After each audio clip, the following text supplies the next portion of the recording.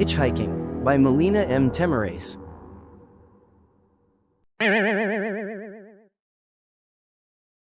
A Tepe Publishing production.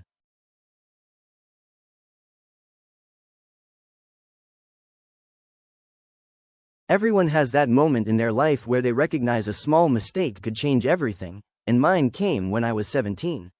You see, I was aspiring to be one of those guys who only wanted to have a good time. Who cares if I would only find a job like a janitor or dishwasher and live the rest of my life in my parents' basement? My mom was working as a housekeeper on one of those cottage hotels where fancy people came to be in nature. She took the car to work every day, and because I passed my permit a month ago, she didn't let me have the car. Of course, I refused to ride my bike. We didn't have cell phones then. Yes, there were cell phones, but we were not rich enough to afford them. It was only me and my mom. She worked the morning shift and I was a free agent all week from 8 in the morning till her shift ended at 6 in the afternoon. How I wished she had night shifts. After school, I was going to hang out with my friends at the parking lot of a shopping strip close to the liquor store, walk home and chill, till Mom finished with work. But that day, she called the school while I was at algebra class, to tell me we were to visit Grandpa 2 towns over. She didn't care to argue with me, so she left a message with Mrs. Williams's headmaster's secretary.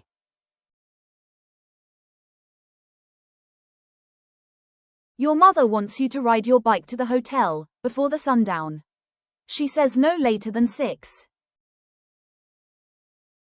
I wanted to hang out with my friends, and taking my bike to ride to the hotel wouldn't leave me enough time. So I decided to go with my friends instead and then hitchhike. With that solid plan, I went to the shopping strip with my friends, Chris and a couple of guys. Some girls joined us at the parking lot. We smoked cigarettes, passing time, and as usual, mocked the girly stuff the girls smoked. Chris's brother Luke showed up. Now this is important. Luke was the man. He was so cool. He got a job in maintenance at a factory nearby after he graduated last spring. He had to be at work by 3 in the morning, so he didn't sleep at night. He hung out at bars and even bagged some ladies. And his parents' basement had a separate entrance, so he was the most successful guy any one of us would ever meet. "Hey Luke," Chris shouted out at his brother, calling him over. "Come on guys, he wouldn't do it if we don't dish out 20 for him." Once again, the money Mom gave me for the haircut found its way to a bottle. My convenient excuse of forgetting to get my haircut was an oldie but a goldie. If she really wanted the money to be spent on my hair, she was welcome to drag me to the barber herself. We had about $40, enough for a bottle of whiskey and Luke's 20. It was empty by the 3rd round. We finished it before the hour was up. Chris made me choke when it was my turn while others laughed, so I came up with some new adjectives for him. He knew it would spill. He did it on purpose in order for my mother to kill me when she got the whiff of alcohol on my clothes. Jewel sprayed her perfume to mask it and gave me gum, which made me feel a bit woozy. Leaving them in the parking lot, I walked towards the road, chewing the gum. I wondered if I would ever ask her out on a date, and if she would say yes. It was the beginning of fall, and the country road was empty, reminding me of eerie movies with abandoned places. What I forgot before coming up with my genius plan was the day of the week. It was Friday.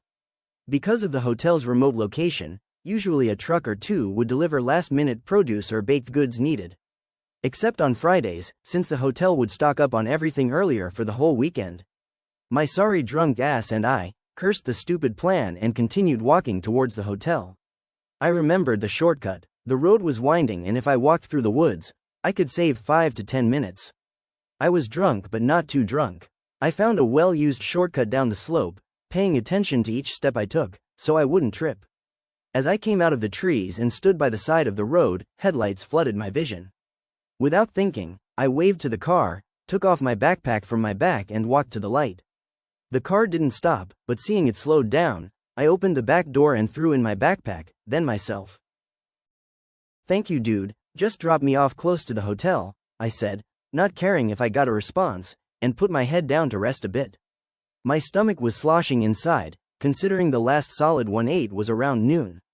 To avoid throwing up, I closed my eyes, trying to forget about it.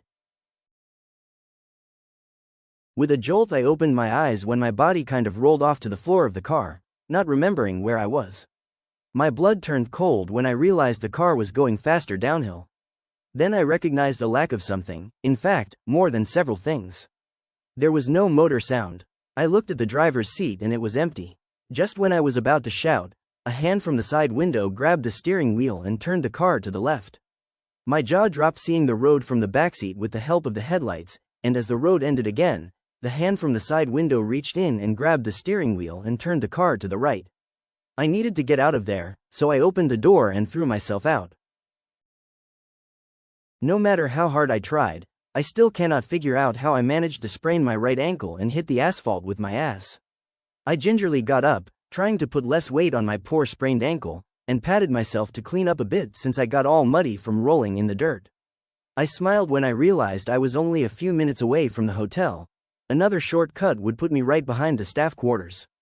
Watching my right ankle with slow movements, I walked towards the staff entrance and saw my mother waiting for me, fidgeting with the keys in her hand. Mom. Steve, what happened to you? Where have you been? Where is your bike? Mom, I hitchhiked, but there was nobody in the car. It was just a hand. My voice croaked a bit at the end. What do you mean? Mom shouted, and John, one of the gardeners, came around, probably to check what was happening. Hey, what's up? You look like a ghost, dude. So I told my mother and John how I waved for the car and got to the backseat and recognized that there was no one in the driver's seat. After this point, I admit I exaggerated a bit, basking in my mom's attention. I talked about the roaring motor sound first, later the eerie silence that followed. The horrified look on my mom's and Jose's face made me embellish the story even more. My mom's whole body shivered when I mentioned the disembodied hand on the steering wheel. I finished my story with how I was able to escape the car just as it was speeding up again. I even limped a bit as I explained how I rolled down the road. My mother hugged me tight while John whistled as I finished telling my story. His attention diverted when we heard crunching of the gravel. There were two men pushing a car to the employee parking lot.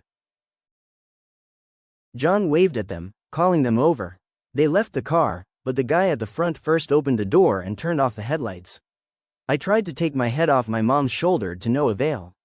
I mean, I had a horrifying experience, and I was hurt, but still, I was a man, and didn't want to be babied up around these guys. The two guys were wiping their sweat with their shirts as they walked over to us.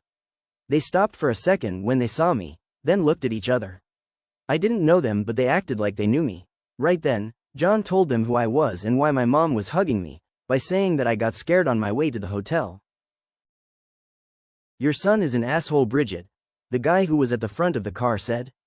We ran out of gas after we left the town. I didn't want to be late for the shift, pushing the car uphill to town. Rather than going back, we decided to push the car here. Your son appeared on the side of the road out of nowhere and jumped in the back seat, leaving the door open. We had to stop and close the door. He passed out at the back hugging his backpack. We started to push again. 10 minutes later, as we were turning on the bend, he shrieked so loud we nearly pushed the car into a tree. Then Nick saw him jumping out of the car, rolling down the road. The guy he called Nick spit at the ground and turned around going back to the car. We stopped the car and went back where he jumped off. We thought he was a she the whole time. I mean, that perfume and the hair. As I was opening my mouth to defend my hairstyle, Nick was back, shoving something to my chest.